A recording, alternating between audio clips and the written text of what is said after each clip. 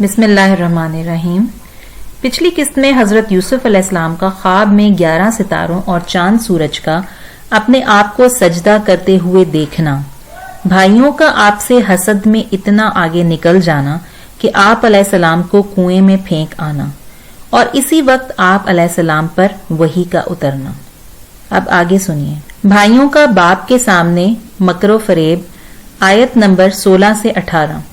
चुपचाप नन्हे भैया पर, अल्लाह के मासूम नबी पर, बाप की आंख के तारे पर जुल्मों सितम के पहाड़ तोड़कर रात हुए बाप के पास सरखरू बनने और अपनी हमदर्दी जाहिर करने के लिए गमजदा होकर रोते हुए पहुंचे और अपने मलाल का यूसुफ अलैहिस्सलाम के ना होने का सबब ये बयान किया कि हमने तीर अंदाजी और दौड़ शुरू की, छोटे भाई को असबाब के पास छोड़ा। इत्तफाक की बात है कि इस वक्त भेड़िया आ गया और भाई को लुकमा बना लिया, चीर फाड़ कर खा गया। बकरी के बच्चे को ज़िबा करके इसके खून से हजरत यूसुफ अलैहिस्सलाम का पैराहन दागदार कर दिया कि बतौर शहादत अब्बा के सामने पेश करेंगे कि देखो ये हैं यूसुफ भाई के खून के धब्बे इनके कुर्ते पर। सब कुछ तो कर लिया लेकिन कुर्ता फाड़ना भूल गए, इसलिए बाप पर सब मकर खुल गया।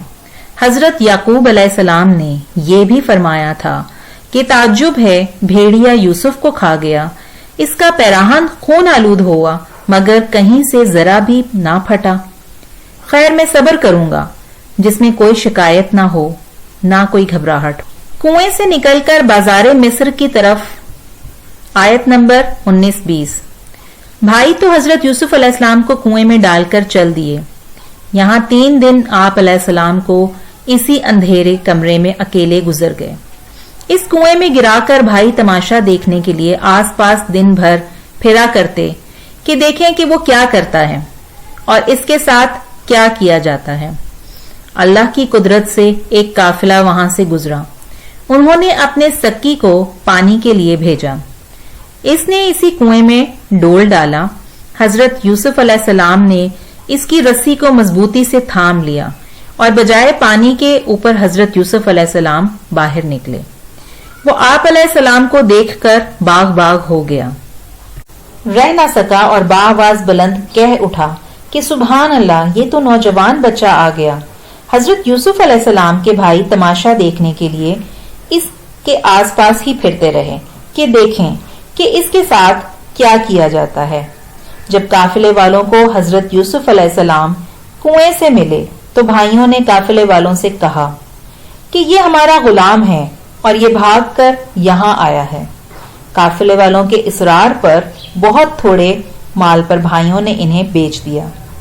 नाकिस चीज के बदले भाई जैसा भाई दे दिया और इसकी भी इन्हें कोई परवाह नहीं थी, बल्कि अगर इनसे बिला कीमत मांगा जाता तो भी दे देते। यूसुफ अलैहिस्सलाम की मिस्र के बाजार में नीलामी, आयत नंबर 21-22।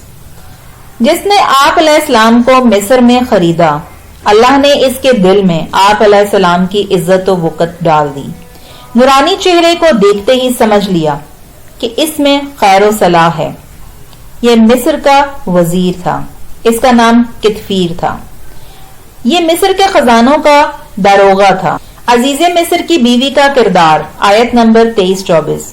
अजीजे मिस्र की बीवी का नाम जुलेखा था। अजीजे मिस्र जिसने आपको खरीदा था और बहुत अच्छी तरह मिस्र औलाद के रखा था, अपने घरवाली से भी ताकीदन कह दिया था कि इन्हें किसी तरह की तकलीफ ना हो, इज्जत और एहतराम से इन्हें रखो। इस औरत की नीयत में खोट आ जाती है, जमाले यूसुफ पर फरेफ्ता हो जाती है। दरवाजा बंद करके बंद संवर कर बुरे काम की तरफ यूसुफ अलैहिस्सलाम को बुलाती है, लेकिन हजरत यूसुफ बड़ी सख्ती से इनकार करके इसे मायूस कर देते हैं। आप अलैहिस्सलाम फरमाते हैं कि तेरा खामद मेरा सरदार है, तुम्हारे खामद की मुझ पर मेहरबानी है, वो मेरे साथ सलूक व एहसान से पेश आते हैं, फिर ये कैसे मुमकिन है कि मैं इनसे खयानत। यूसुफ अलैहिस्सलाम की पाक दामनी की गवाही, आयत नंबर 25 से 29। हजरत यूसुफ अलैहिस्सलाम अपने बचाने के लिए वहां से दरवाजे की तरफ दौड़े और ये औरत आप अलैहिस्सलाम को पकड़ने के इरादे से आप अलैहिस्सलाम के पीछे भागी। पीछे से कुर्ता इसके हाथ में आ गया। زور سے اپنی طرف گھسیٹا، جس سے حضرت یوسف علیہ السلام پیچھے کی طرف گر جانے کے قریب ہو گئے، لیکن آپ علیہ السلام نے بھی آگے کو زور لگا کر دوڑ جاری رکھی۔ اس میں کرتا پیچھے سے بالکل بے طرح پھٹ گیا اور دونوں دروازے پر پہنچ گئے۔ دیکھتے ہیں کہ عورت کا خاوند موجود ہے۔ اسے دیکھتے ہی اس نے چال چلی اور فوراً ہی سارا الزام حضرت یوسف علیہ السلام کے سر ڈال دیا اور خود اپنی پاک دامنی بلکہ عظمت اور مظلومیت جتانے لگی۔ سوکھا سا منہ بنا کر اپنے خاوند سے اپنی بپتا اور پاکیزگی بیان کرتے ہوئے کہتی ہے، فرمائیے حضور، آپ کی بیوی سے جو بدکاری کا ارادہ رکھے اس کی کیا سزا ہونی چاہیے؟ اب جب حضرت یوسف علیہ السلام نے اپنی آبرو کو خطرے میں دیکھا اور خیانت کی بدترین تہمت چڑھتی دیکھی تو اپنے اوپر سے الزام ٹھہرانے اور صاف اور سچی حقیقت کے ظاہر کر دینے کے لیے فرمایا کہ حقیقت یہ ہے کہ یہی میرے پیچھے پڑی تھیں، میرے بھاگنے پر مجھے پکڑ رہی تھیں، یہاں تک کہ میرا کرتا بھی پھاڑ دیا۔ اسی عورت کے اپنے قبیلے سے ایک گواہ نے گواہی دی اور دلیل میں یہ کہا کہ پھٹے ہوئے کرتے کو دیکھ لو، اگر وہ سامنے کے رخ سے پھٹا ہوا ہے تو ظاہر ہے کہ عورت سچی ہے اور یہ شخص جھوٹا ہے، اور اگر اس کا کرتا پیچھے سے پھٹا ہوا پاؤ تو عورت کے جھوٹ اور مرد کے سچ ہونے میں کوئی شک نہیں۔ یہ شخص زلیخا کے چچا کا لڑکا تھا اور اس کے اپنے قبیلے کا شخص تھا اور عزیز مصر کا خاص آدمی۔ یوسف علیہ السلام اور شہر کی عورتوں کا مکر و فریب، آیت نمبر 30 سے 34۔ اس داستان کی خبر شہر میں پھیل گئی اور چرچے ہونے لگے۔ شریف زادیوں نے نہایت تعجب اور حقارت سے اس قصے کو دہرایا کہ دیکھو، وزیر کی بیوی ہے اور ایک غلام پر جان دے رہی ہے، اس کی محبت کو اپنے دل میں جمائے ہوئے ہے۔ ان باتوں کا پتہ عزیز کی بیوی کو چل گیا۔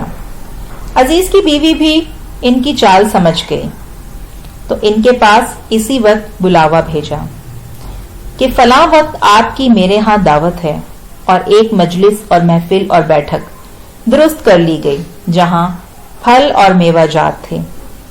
اس نے تراش کر چھیل چھیل کر کھانے کے لیے ایک تیز چاقو سب کے ہاتھ میں دے دیا۔ دوسری طرف حضرت یوسف علیہ السلام سے کہا کہ آپ ادھر آئیں۔ اسی وقت جس کمرے میں تھے وہاں سے آ گئے۔ عورتوں کی نگاہ جو آپ علیہ السلام کے چہرے پر پڑی تو سب کی سب دہشت زدہ رہ گئیں، ہیبت و جلال اور روپ حسن سے بے خود ہو گئیں، اور بجائے اس کے کہ ان تیز چلنے والی چھریوں سے پھل کٹتے، ان کے ہاتھ اور انگلیاں کٹنے لگیں۔ ان سب عورتوں نے پوری طرح آپ کو دیکھا اور دیکھتے ہی سب سکتے میں آ گئیں، ہوش و حواس جاتے رہے، بجائے سیب کاٹنے کے اپنے ہاتھ کاٹ لیے اور کوئی احساس تک نہ ہوا۔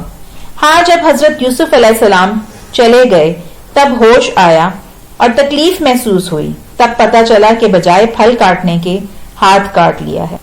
اس پر عزیز کی بیوی نے کہا، دیکھا ایک ہی مرتبہ کے جمال نے تمہیں ایسا از خود رفتہ کر دیا، پھر بتاؤ میرا کیا حال ہوگا؟ عورتوں نے کہا، واللہ یہ انسان نہیں، یہ تو فرشتہ ہے، اور فرشتہ بھی بڑے مرتبے والا۔ آج کے بعد ہم کبھی تمہیں ملامت نہ کریں گی۔ ان عورتوں نے حضرت یوسف علیہ السلام جیسا تو دور کی بات، ان کے قریب ان کے مشابہ بھی کوئی شخص نہیں دیکھا تھا۔ اس قصے کا باقی حصہ اگلی قسط میں ملاحظہ فرمائیے۔